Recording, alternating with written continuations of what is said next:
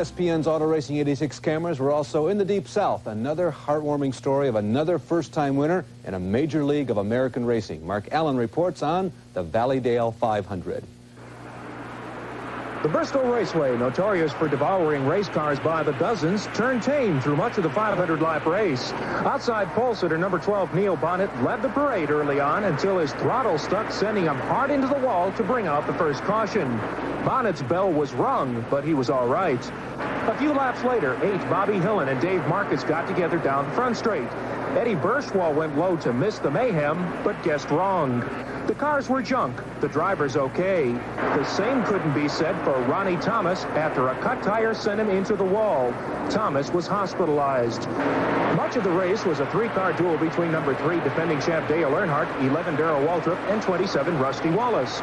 Only Wallace was winless in Winston Cup racing, but by mid-race, the number 27 Pontiac was the car to beat as the Alugard crew anxiously rooted Wallace on.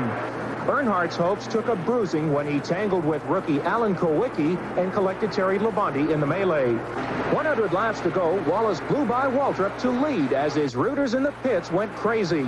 Given Wallace's strength, the battle was for second, but nobody seemed to want it. Ricky Rudd held it till a leaking tire slowed him. That put Earnhardt second till his motor went sour.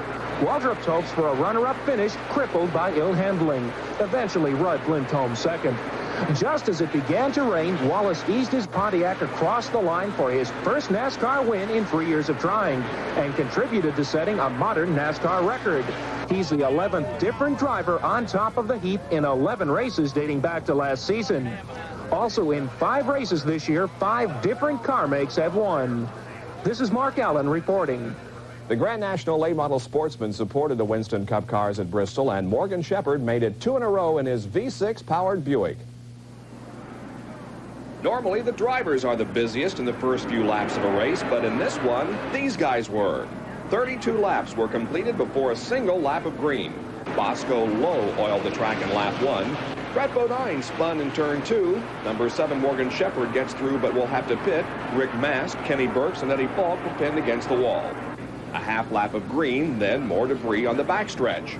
Paul Radford had trouble before the green finally came out for a few laps. Dale Earnhardt, Jeff Bodine, Brad Teagan, Darrell Waltrip hooked up for a while before another yellow for a spin by Mike Alexander after contact with Charlie Luck. Shepherd worked his way from the tail of the field through traffic to take the lead from Earnhardt. Then a grinding crash on the front stretch. Rodney Howard is rear-ended by Kenny Burks. The cleanup necessitates a red flag. Burks is hospitalized for observation.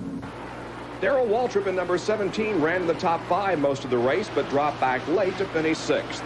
The 10th yellow of the 200-lapper, Jeff Bodine is into the wall after contact with Larry Pollard. Second year in a row, such an incident has eliminated Jeff.